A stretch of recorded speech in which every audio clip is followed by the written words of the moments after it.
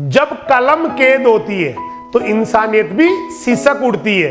आज है विश्व में कैद लेखक दिवस, means day of the imprisoned writer. आंखें बंद कीजिए और सोचिए, एक कोठरी, दीवारें स्याही से सनी हुई और एक लेखक जिसके हाथों में हथकड़ी है, पर मन अब भी आजाद है। ये कोई कहानी नहीं है, ये सच्चाई है उस दिन की जब हर साल 15 नवंबर को दुनिया याद करती है उन लेखकों को जिन्होंने सच बोलने की हिम्मत की।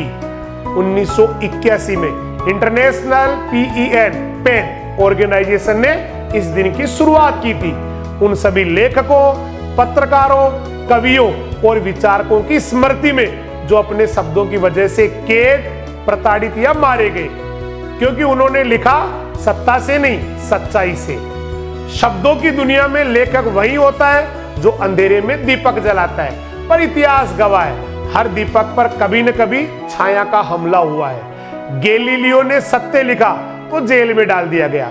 फैज अहमद फैज ने लिखा बोल की लब आजाद है तेरे, तो उन पर पाबंदी लगा दी गई। पाब्लो नेरुदा ने युद्ध के खिलाफ लिखा तो देश छोड़ना पड़ा।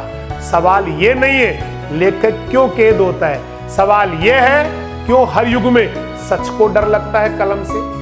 एक लेखक को मार देना आसान है पर उसकी सोच को नहीं, क्योंकि विचार हवा की तरह है, उन्हें कोई कैद नहीं कर सकता। हर साल कई देश ऐसे लेखक खो देते हैं जो किसी विचारधारा से नहीं, मानवता से लिखते थे। 2024 की रिपोर्ट कहती है दुनिया भर में 300 से अधिक लेखक, पत्रकार और कवि आज भी जेलों में बंद है। क्यों? क्योंकि उन्होंने सवाल पूछे। पर याद रखिए, कलम की धार किसी तलवार से तीखी होती है और इतिहास में हर अत्याचारी हारा है जब किसी लेखक ने कागज पर सच्चाई लिखी। भारत में भी हमारे शब्दों की विरासत हमेशा आजादी की रही है। टैगोर साहब ने लिखा where the mind is without fear, और वो कविता हमारे राष्ट्रीय आत्मसम्मान की पहचान बन गई। मुक्ति बोध ने कहा मैं आदमी बनना चाहता हूं, और वो लाइन हर पीढ़ी के लिए प्रतिरोध की आवाज बन गई।